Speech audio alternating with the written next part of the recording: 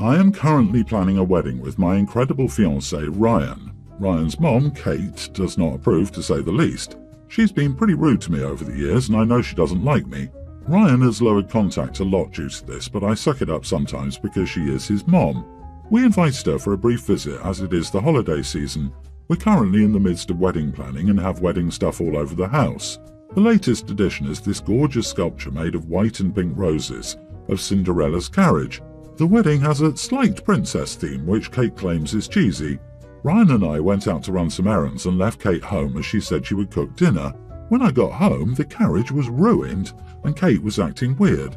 She said it didn't matter what happened because she knew we were going to think the worst of her and she knew her son is never going to defend her. I lost it and began crying while Ryan demanded to know what happened. Kate's boyfriend insisted it was an accident, but Kate said it didn't matter and she would pack her stuff and leave. At this point, I totally thought she did it on purpose and lost it. I screamed at her and said some hurtful things about her divorce and losing her son. Kate packed her stuff and went. Ryan then suggested we check out the security camera. So we did, and she was spinning and fell. She had been drinking a lot of wine. In the video, she immediately began crying and said we would never believe her, who would believe this was an accident after our history and that she just ruined her relationship with her son. Her boyfriend literally said, "Who cares about their stupid wedding? You're bleeding." When Ryan saw this, he called her and tried apologizing, leaving a voicemail. He asked me to do the same as it was truly an accident. I said I wasn't ready to apologize as she made it all about herself and didn't even try to tell me the truth. She was willing to ruin her relationship with her son instead of trying to be honest, and she didn't correct her boyfriend when he said, "stupid wedding." Ryan thinks I need to apologize and says he's disappointed in me. A couple family members agree and saying Kate is the victim here. "You are the idiot. Would you have believed her had she said it was an accident? Because her boyfriend said it was an accident and you didn't believe him. Your behavior was way out of line. It is a stupid wedding regarding the importance of your future mother-in-law's health versus a sculpture. Yeah, the stupid wedding comment isn't bad because he was concerned she was injured. Makes sense he didn't care about it when making sure she was okay. OP should absolutely apologize for what she said, like apologize in a really, really big way. Mother needs to learn to be a little less dramatic when crap happens while she's drinking." Disagree. Drinking excessively in someone's house and spinning in circles is not an accident. It's a dumb choice. She made a choice to drink to excess and then spin around. It wasn't intentional damage, but Kate's choices caused it. What if Kate got behind the wheel of her car and accidentally crashed into OP's house? It wasn't intentional, but she is at fault and needs to take responsibility. Kate acted like a victim when she wasn't. OP, you are not the idiot. She's the one who decided to drink that much. The accident that happened because of that decision is still her fault. Also, who starts spinning and dancing right next to a delicate wedding item? I don't truly believe this was totally an accident. I'm not sure if she meant it to go so far as to completely destroy it, but I'm sorry there was no way she wasn't being completely careless intentionally. Once it happened, she probably sobered up quick and realized the mistake, which might be why she didn't even try and defend herself. This sounds like she planned it, destroying your wedding item in such a way that she can make you the bad guy for your reaction. People who have genuine accidents explain, apologize, and offer to replace the item. They don't send their flying monkeys to blame you. My wife recently lost her job and her friend Hannah referred her to her company. My wife got the job and Hannah is set to receive the referral recruitment bonus in 3 months when my wife's trial period is up. In these cases, the right thing to do is to split the bonus with the recruited person 50-50. That's just how it is. I've never heard of someone not sharing, and I always shared when I referred somebody. However, Hannah did not offer to share the money with my wife.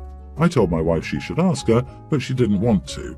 She says that Hannah helped to get her dream job, and the monthly salary difference between this and her old job is higher than half of the bonus, so she won't ask for it. My wife got the job because they liked her on the interview and she had the right skills and not because Hannah referred her in.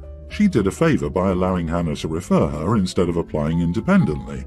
Without my wife, Hannah wouldn't get any money. We're going over to Hannah's and her husband's place later today to hang out, and I'm planning to ask her about the money. My wife is saying that I'm a huge idiot for even thinking about it and looks kind of stressed about it, so I'm wondering a bit if I am the idiot.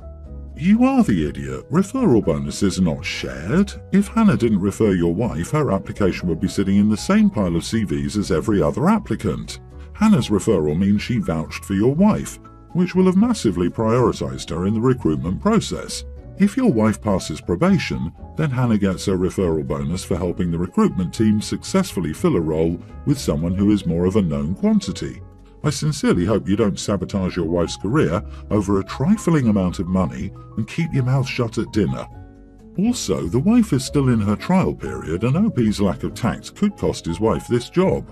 Her friend could be very insulted by this, and rightfully so, which would reflect very poorly on OP's wife in her workplace interactions going forward. I feel like OP is going to be stupid and do what he wants regardless of all the advice here. Referral bonuses are taxed and not meant to be shared. If your wife's friend splits the money, then she will be paying taxes on it and your wife won't. Your wife's friend earned the bonus by recruiting. That doesn't put her in debt to your wife. Also, purposely going against your wife's wishes about this when it's her friend is a jerk move. Exactly. Does OP think that he's somehow entitled to a share of the money? I mean, I don't know how they handle their finances, but I'm pretty sure that even in the most commingled financial situations, people will hen a bit of money to themselves. Like, if someone gave me a cash gift, I wouldn't immediately share it with my husband. So I'd assume that any bonus money would just go to the wife. In which case, how is it any of OP's business whether she gets it or not? She's already said that she doesn't want it and doesn't want to ask for it. End of story. I, 22 female, have been dating my boyfriend, 23, for just under 4 years. The other day he came to my house to hang out with me. My younger brother and my dad are both sick, so I wanted to make tomato soup for them. I guess it's relevant to mention that my boyfriend hates tomatoes. Like, can't stand them in any way, shape or form. He'll pick them off his burgers, he won't eat sandwiches with tomatoes in them, etc. So, I was making the tomato soup, and I asked him to taste test it for me to see if it was missing anything. He winced and asked if anybody else could taste it. He said he'd be a biased source since he really doesn't like tomatoes.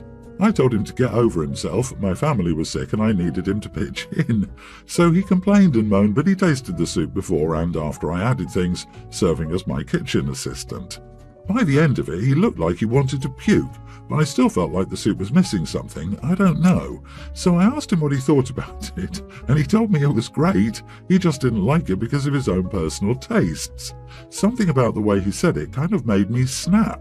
And I told him to get over himself again, that he needs to just be upfront about whether it was good. He shrugged and went, "Yeah, it's really good." I said, "Okay, if it's so good, why don't you eat a bowl?" And he went, "Name, I really just don't like tomatoes. I swear the soup is still good, I just don't want to eat it."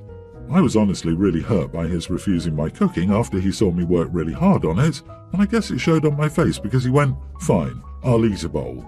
As we ate, I asked him if he liked it, and he just went, "Yeah," with no enjoyment or emotion, and then after he ate, he said he had to go home and left. Since then, I haven't really heard from him. We usually talk on the phone or at least text a lot, but he's been super dry or non-responsive, so I kind of feel like I messed up. Am I the idiot? Wow, you are the idiot. Taste your own damn cooking. Don't force people to eat things they dislike and expect them to act like they do. You were majorly controlling and abusive. I hope he clues into this behaviour and doesn't return. You bullied the guy into taste testing, then consuming a bowl full of something he hates. What part of no means no don't you understand? Out of interest, why could you not taste test the soup while cooking it? You know he doesn't like tomatoes and you emotionally blackmailed him into being your taste tester for no reason than manipulating him into eating a whole bowl of something he doesn't like, and then demanded a heartfelt compliment. He's not talking to you because he just figured out he might be in an abusive relationship. This reads like a playbook on how to manipulate people and break them down. I love mushrooms, but my husband hates them.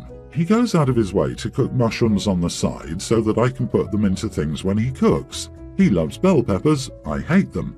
I go out of my way to cook bell peppers on the side so that he can put them into things when I cook. We both don't like tomatoes, so we don't use tomatoes. This is very basic crap that a regular loving partner would do. Why the heck would you go out of your way to make your boyfriend suffer? You're a terrible partner. You need to see a therapist. My husband, 33, Al, is the only son in his family. He's spoilt as heck by his mom and 3 sisters. The way I see it, they treat him like a royal, call him an heir and give him expensive stuff. Prince-level treatment.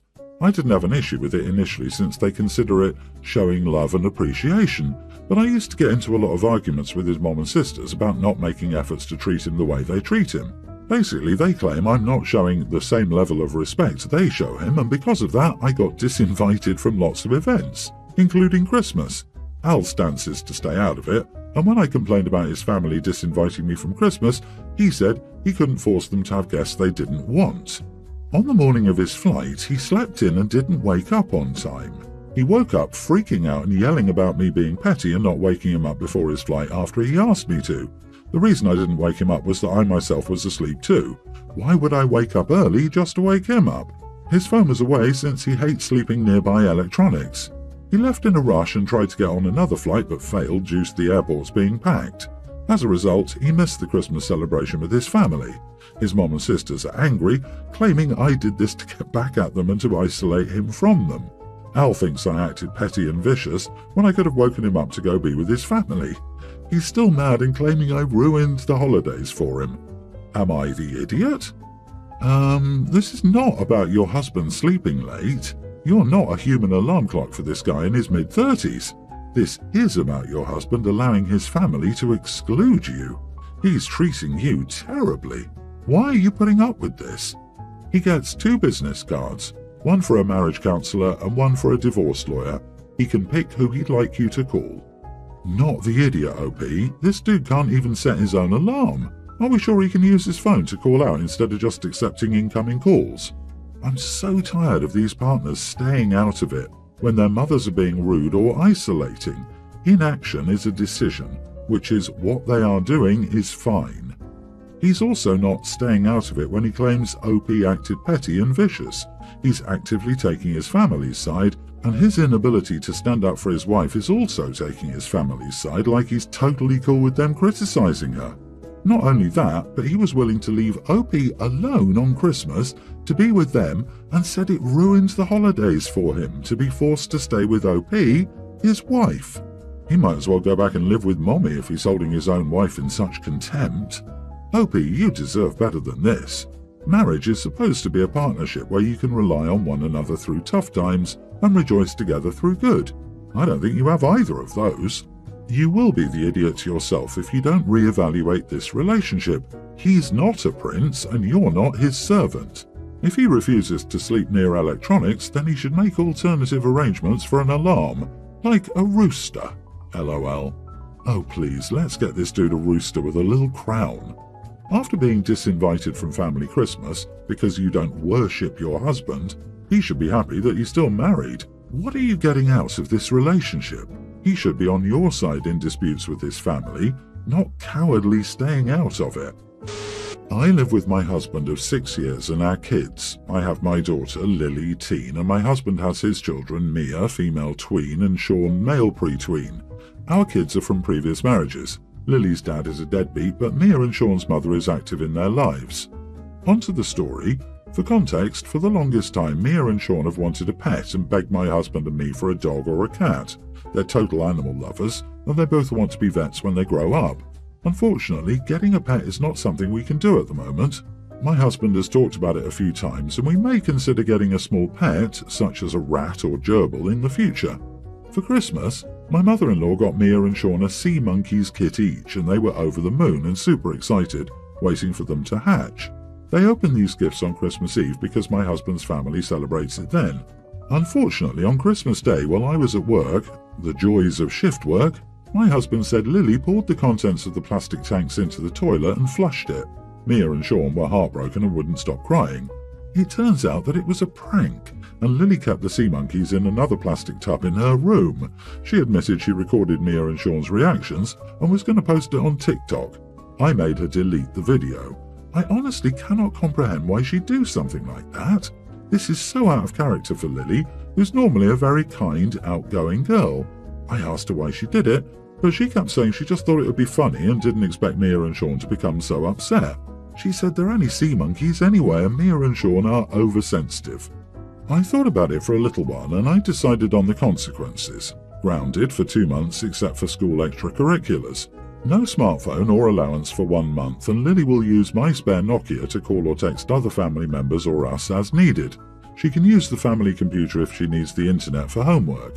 Lily has to write a sincere apology letter to Mia and Sean. No video games until it's done. It might seem over the top, but this was a big deal in our household, and even after they got the sea monkeys back, Mia and Sean haven't been quite themselves. Lily obviously wasn't happy about the consequences and is doing a teenage sulk and saying I'm being unfair. She texted my dad and complained to him. My dad likes to take Lily out on shopping sprees and spoil her, and with her grounded that won't be allowed. So he called me and asked what had happened. I explained everything, and he said I'm being too harsh on his grandbaby and that what she did was only minor and I was overreacting. I told him if he wanted to see Lily he was welcome to come over, but no spoiling her with gifts like he usually does.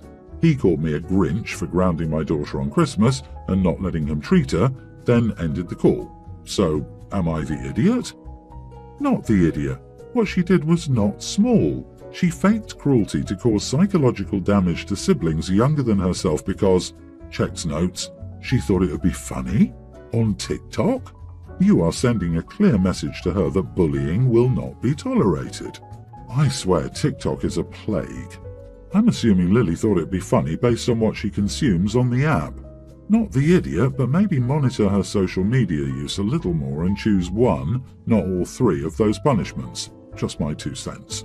Go get her therapy, but to be perfectly honest, when a kid that age lacks empathy, there really isn't much you can do. You can see it in her reaction. If she already decided her actions were reasonable, punishment won't do much outside of teaching her that actions have consequences.